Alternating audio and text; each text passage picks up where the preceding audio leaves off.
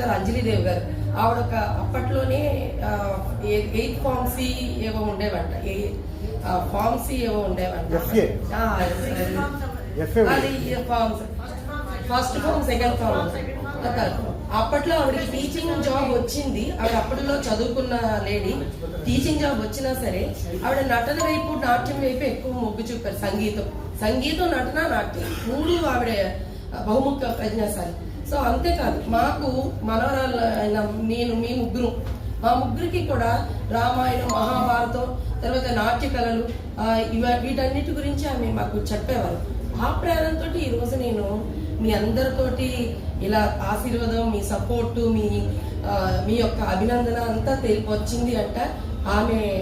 అలాగే మీరు కూడా పిల్లలకి అలాంటి ప్రేరణని కలిగిస్తారని కోరుకుంటూ ఈ అవకాశం ఇచ్చిన ప్రతి ఒక్కరికి